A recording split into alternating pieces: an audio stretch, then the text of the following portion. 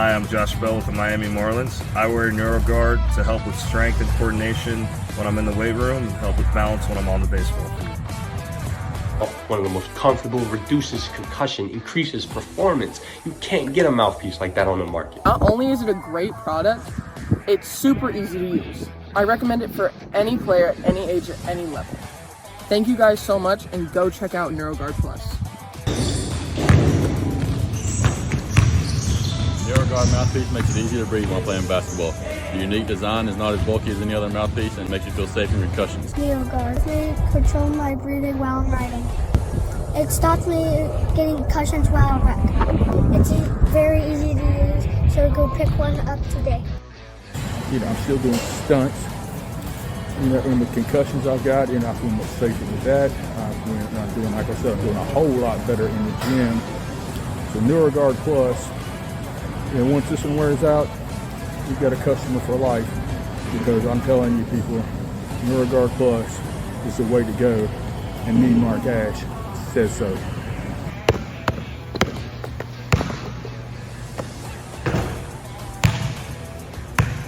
Parents, kids, coaches, NeuroGuard. It's the future. Stay tuned.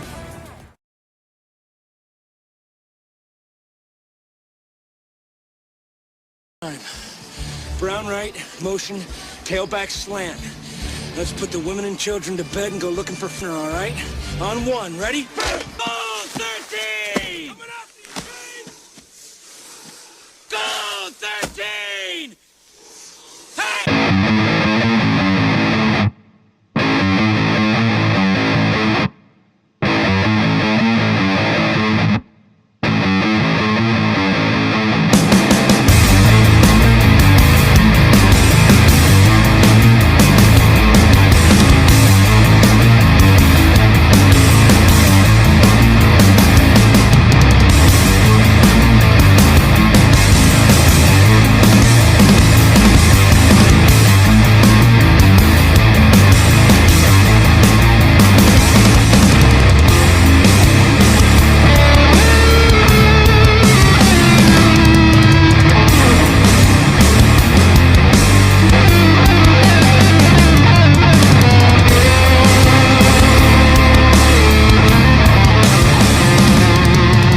One week in the books and already some shocking scores in 2A, and we are here to talk about it. You okay over there?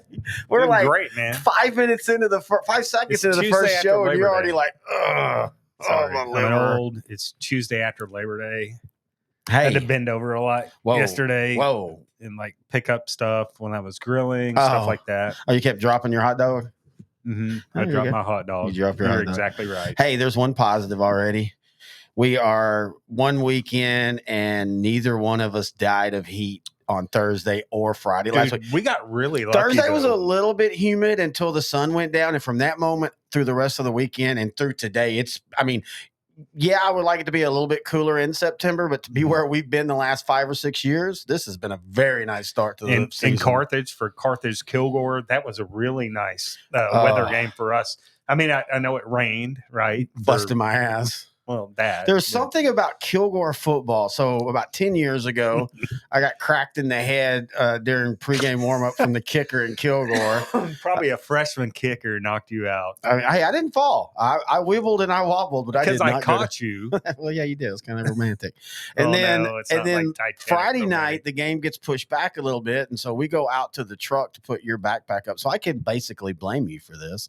And we're walking back, and actually, I just blame my 3-year-old hey dude with no tread, and I bit it, but luckily I bit forward. I landed on my knee. It looked way worse than it really is. Like, it's actually doesn't even bother me now. But yeah, that's how the football season started. Hey, some other teams that we thought might be starting season off, they weebled and wobbled, and we're going to talk about that.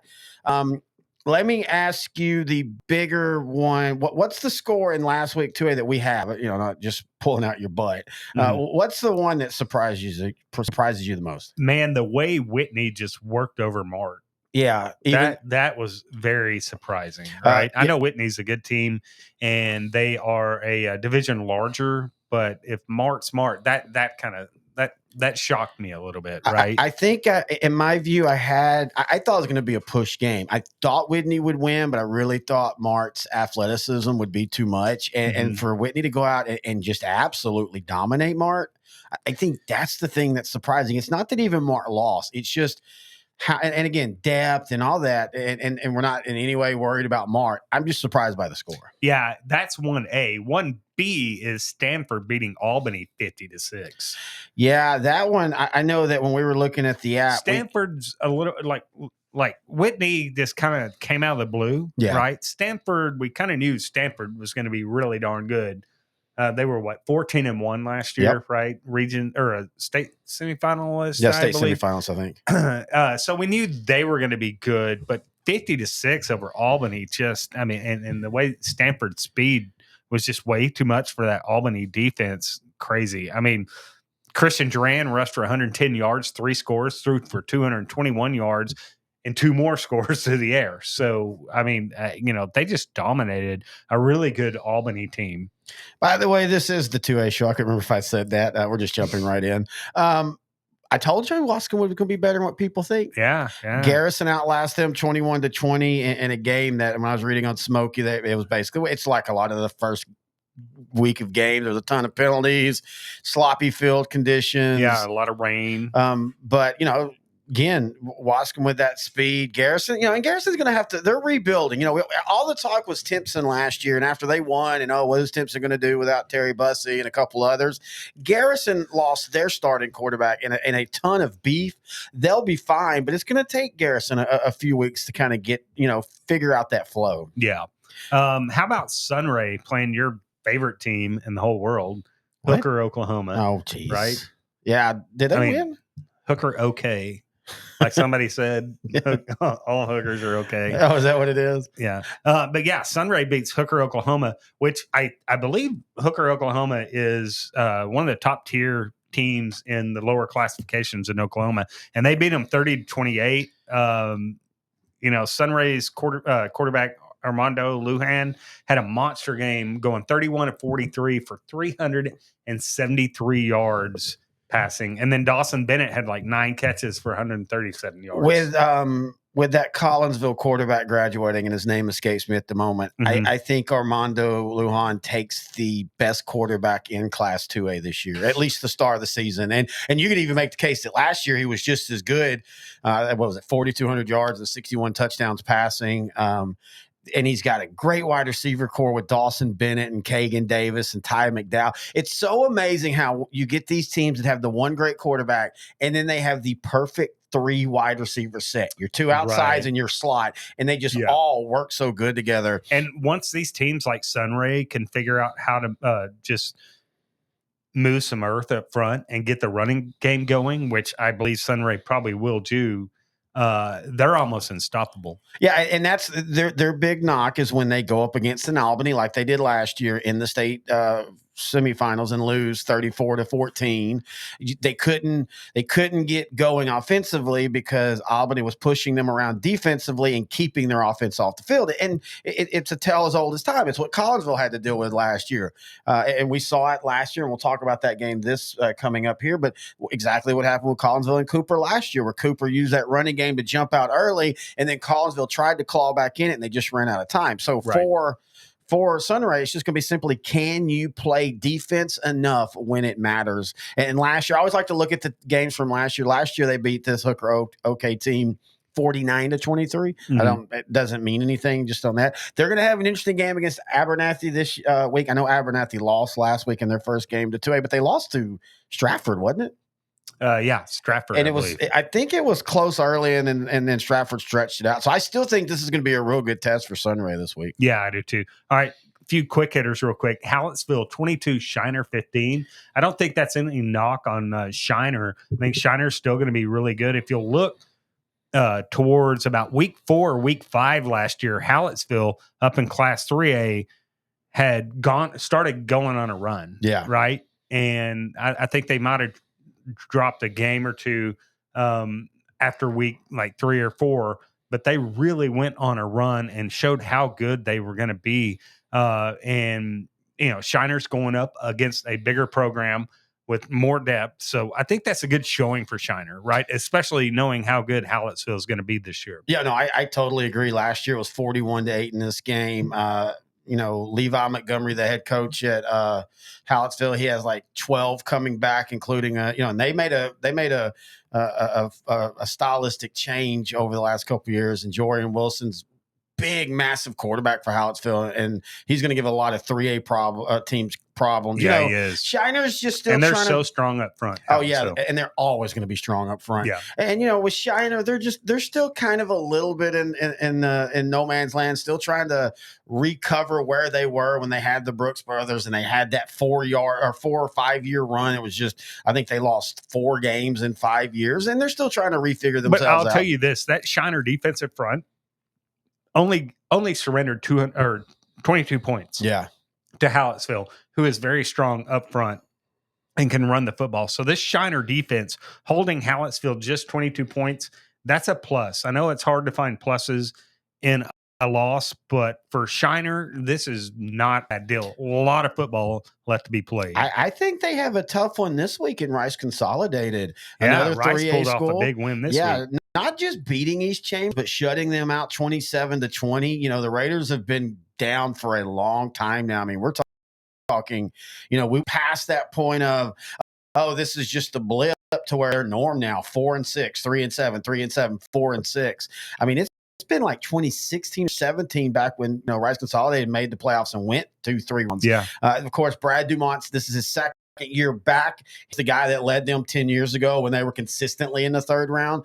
And they returned 18 starters from last year's team, and they started getting better as the season went along. And so I think Shiner's going to pull this one out, but don't be surprised if this game's a little bit closer for Shiner. And then they're going to have Poth and Vanderbilt Industrial. Shiner definitely up their non-district game this year. No, for sure. Not that they've ever played a bad non-district. No, they usually play a really tough ones. schedule. All right, Timpson 39, West Veen 22. Did you think maybe Timpson would have won that one bigger? Yeah, and if you were at the game, I haven't had a chance to look over. Smokey with Timpson's sometimes they're a lot of information, sometimes they're not. If you were at the game or no, is this one of those where Timpson jumped out 34-0 and then just, or was it give and go? Because if it was give and go, not a lot of concern, dude. Look, this is Timpson winning state is akin to the Rangers winning the World Series, and then you're going to have some hangover on that. Oh, and by the way, you lost maybe the most dynamic player in the last 15 years, at least since Kyler Murray at quarterback and Terry Bussey, but you also lost a lot of other things like Armande Bruton. Yeah. You lost some depth. You're J.J. Garner, we saw last year against Beckville, and for a lot of the early part of the season, can definitely play quarterback, but you are taking something away when you take him out of that wide receiver / running back / slash role where he can do everything, and that really messes with defenses. Yeah, and let's not forget, it's week 1. A lot of goofy things happen. We always say never pay attention to week 1 or district week 1. Those are some weird games. The only difference is district ones actually count. All right, Three Rivers with a little bit of an upset over Fall City, 28-27. Fall City was number 7 in 2AD2 rankings for Dave Campbell's, right? Yeah. So that was a little bit, I'm not going to say shocking, but a little bit of a surprise to me. And then Grant Saline, 27, Cooper 12. Man, Cooper was ranked number 8 in 2A Division 1, and I did not expect Cooper to drop a game against Grant Saline. Is Cooper that down, or is Grant Saline that good? Let's remember the head coach of Grant Saline is the guy that led Mineola to that little wonderful 3-year run where they made a state championship and lost, and then won 2 years later.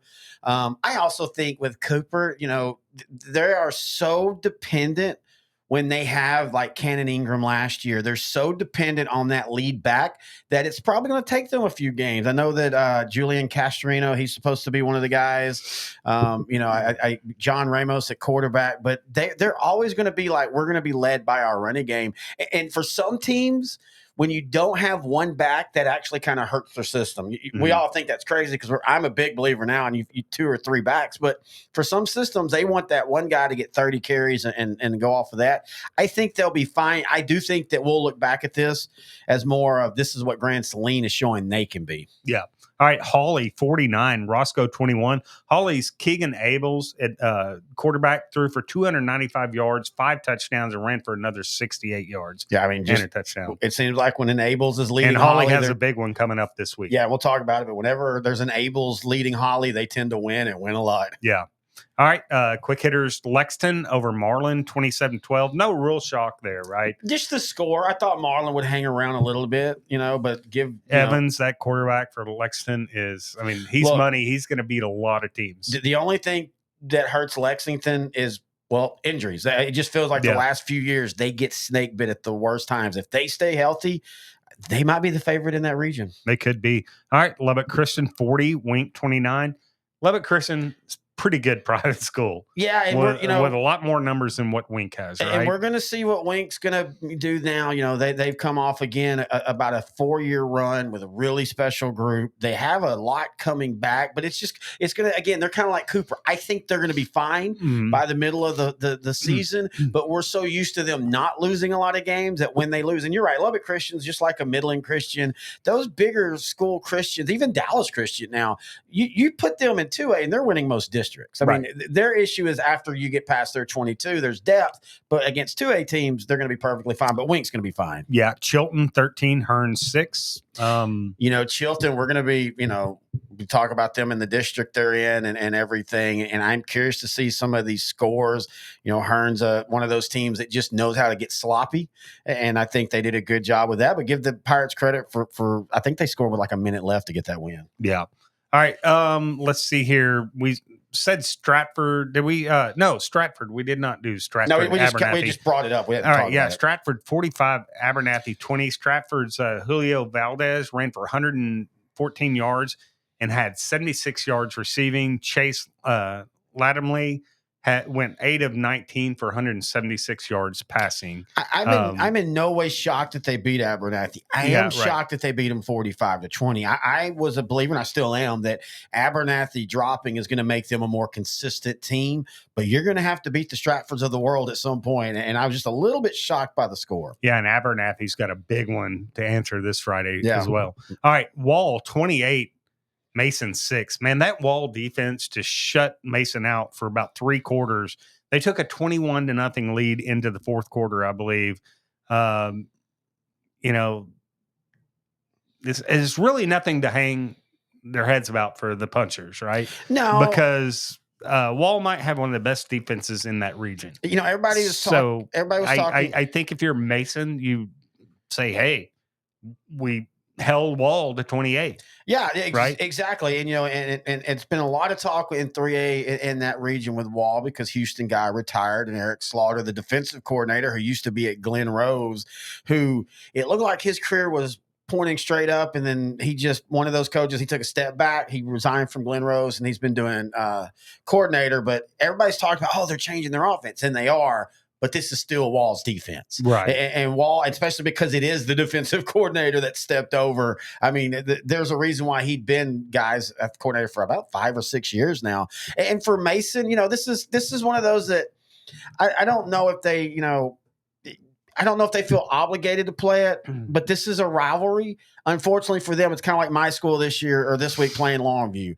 We're going to get our butts kicked. And at some point you go, okay, is this rivalry worth it or not? I think for Mason, it still is, because I think you can still get a lot just playing. And I think Mason's going to be perfectly fine. One of the games I wish we would have went to was Ganado and Van Vleck. Boy, that never, I know Van Vleck's, they've got size and depth, but I really was a little shocked that they hung, again, first week scores, even as we give our opinions, take them with a grain of salt. But I really was a surprise. Maybe Ganado's kind of looking ahead, and I don't blame them.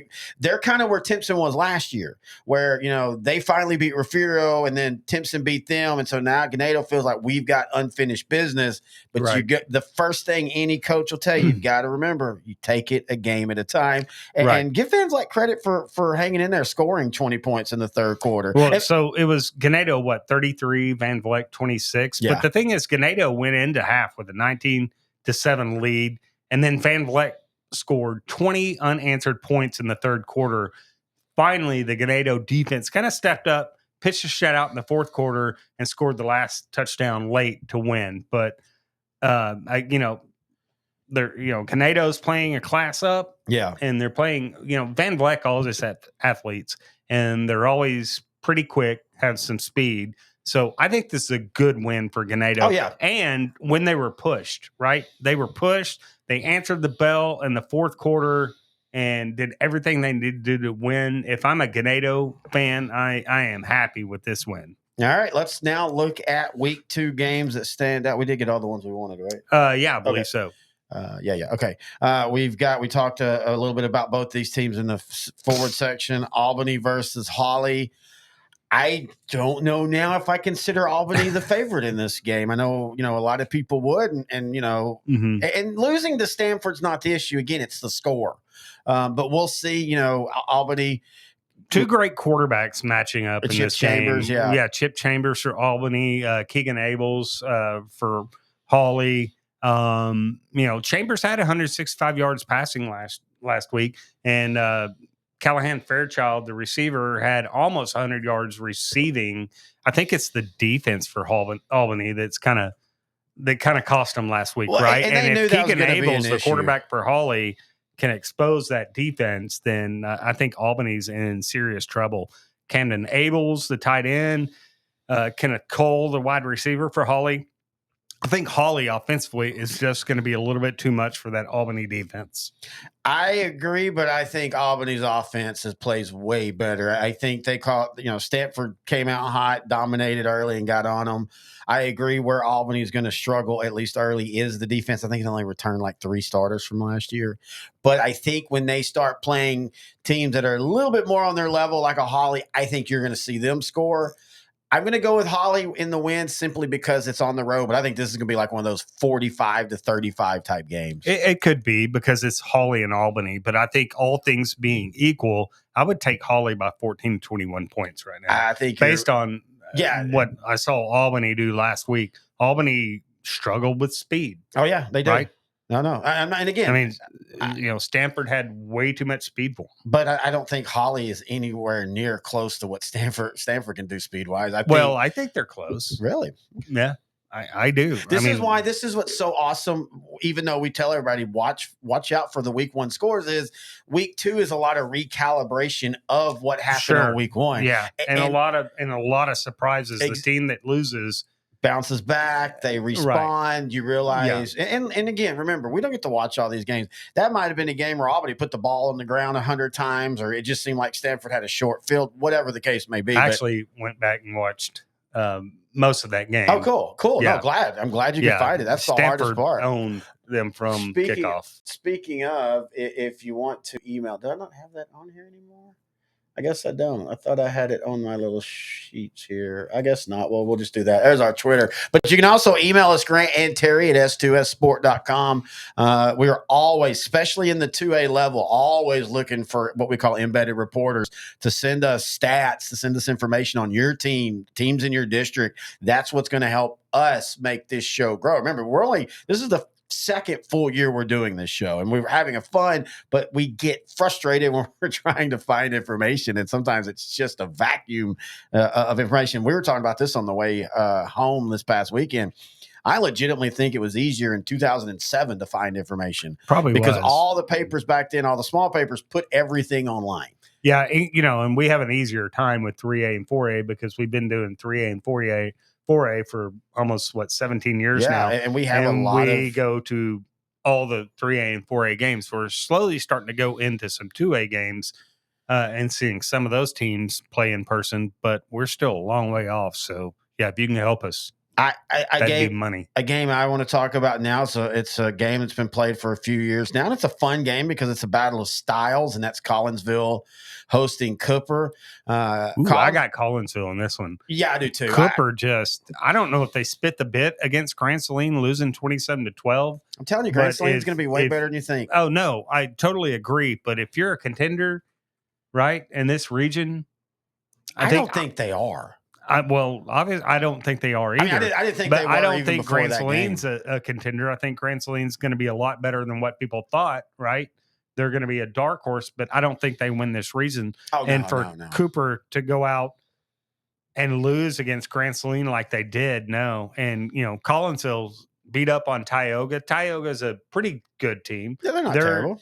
Better than Grand Saline, or as good, I would think, all things being equal. I believe. I guess we don't know until the season ends, but I would think that Tioga is as good as Grand Saline or close, and Collinsville comes out and beats them 40-13. So give me Collinsville in this one. That's interesting. They're in Munster's district, and we have a Munster show. We'll be talking about them in a minute. And what he said so interesting about what Garrett Patterson, the head coach, and there's doing is, they had Logan Jenkins. And again, that's the guy that maybe the best 2A quarterback for the last couple of years. And he's gone. He's gone, and the top 6 wide receivers from last year are gone. So that's fine. They're just now going to run Jackson Jenkins, and they're going to run the ball more. And from what Coach Carney was saying it from Mustard, just looking at some stuff, he goes, they're doing it like they've been running that their whole career. He goes, that's what Collinsville is really good about. They adjust to what they have instead of trying to fit that square peg into the round hole. Yeah. I like Collinsville a lot in this game. Yeah, I do too. All right, Marlin versus Honeygrove. What a great matchup this one's going to be. Score on Honeygrove? Remember last year? Well, Marlin lost to Lexington 27-12 last week, so you never know. But I think Roderick Suitors a quarter, Tyron Bell, the running back, those are 2 pretty athletic players for Marlin. So I think they'll be able to get their yards.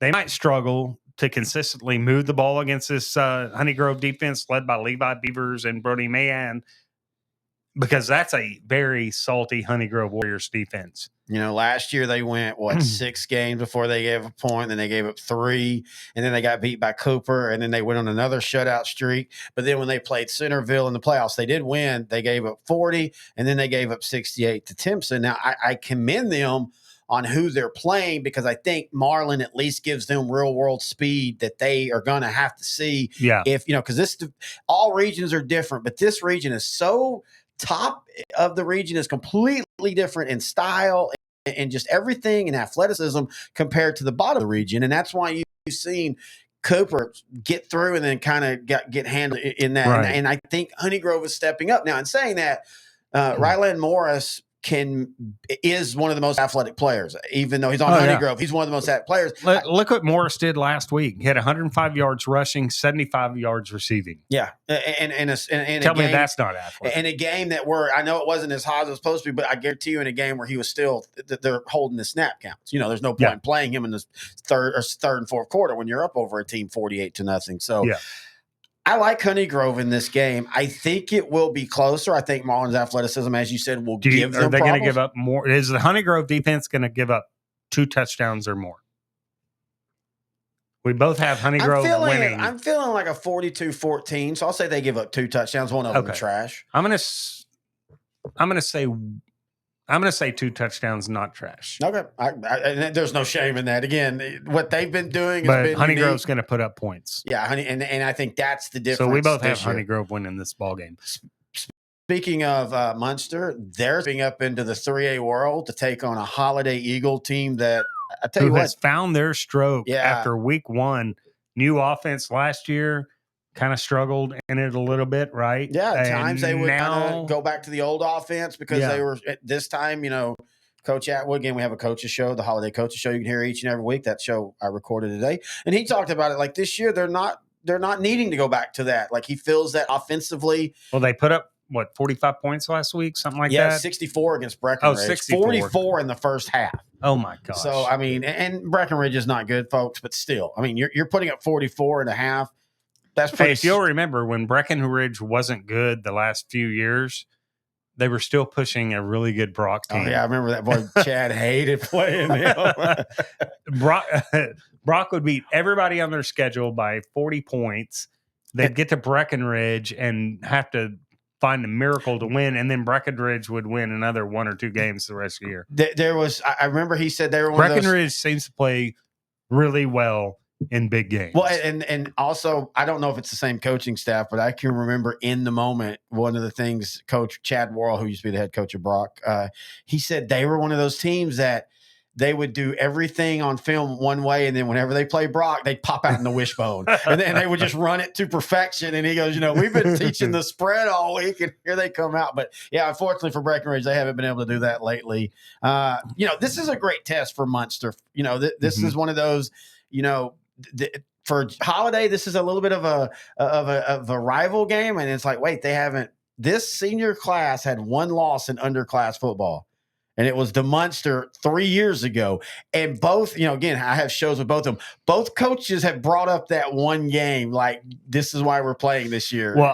I'll tell you this: if I'm Munster, and I think I am who I am, which is a state title contender, right? I think if you're so. at Munster at this point, you have to go in and beat Holiday. Now, if you lose to Holiday, you're not sinking all your eggs in one basket.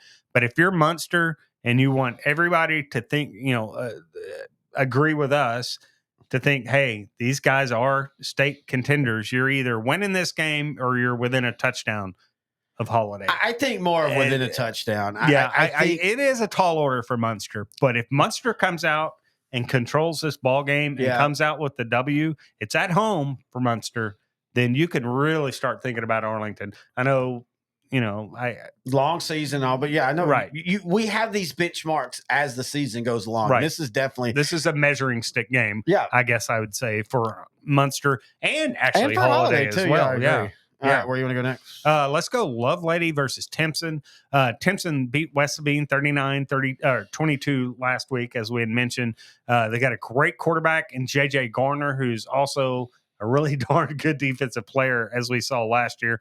DeCorian Johnson at receiver. Still a lot of weapons on this Timpson offense. Oh, yeah, and they're going to be playing a Lovelady team that returns 10 from a team, they went 13-1, and Mart took them out in the playoffs. But this is a team that's kind of been locked in at that 12-13 game. They're trying to get past that. And you talk about a measuring stick game. I think for Lovelady, they feel that this is a big measuring stick game. Of course, it might be a measuring stick game for Timpson, I think it is too. Yeah, Timpson kind of, I want to say struggling. It's not really struggling against West Sabine 39-22, but you would have kind of thought they'd have blown their doors off of. We're not. It very well could be one of those where they were up 39-0, right? And if that happened, just let us know. But some of this, tomorrow I'm going to go back and watch that Timpson West Sabine game. And is it on to see what happened? Good.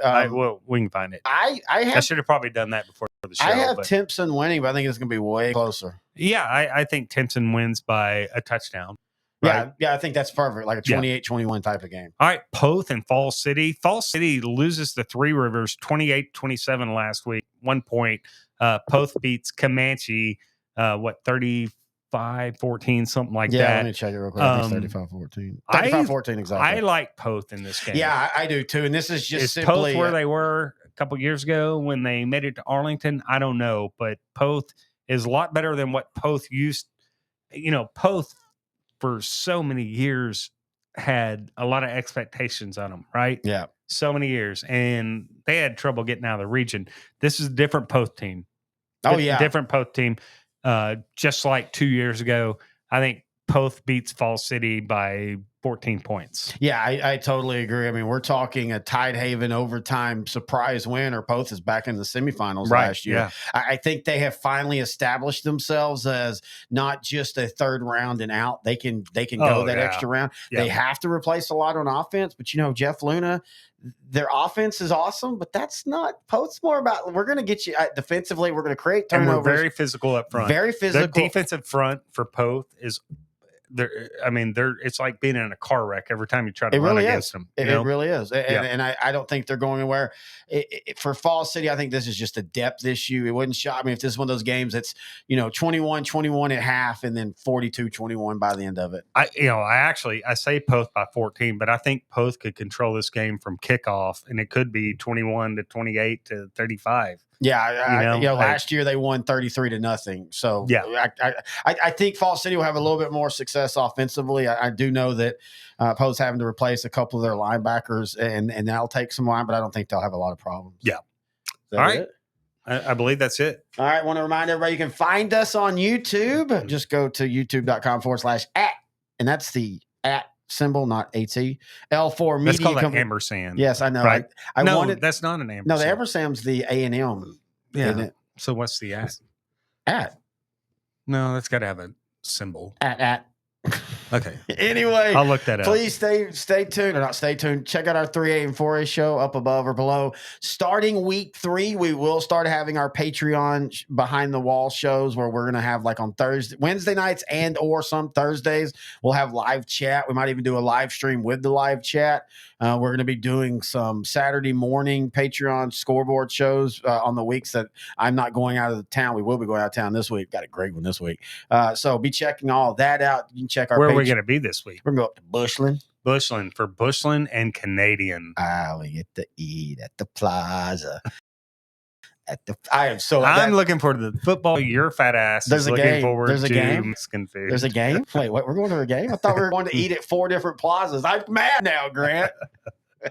Anyway, check out our other shows. Appreciate everybody joining us. Any questions, thoughts, or comments? Again, team reports, please give them to us. Grant and Terry at S2S.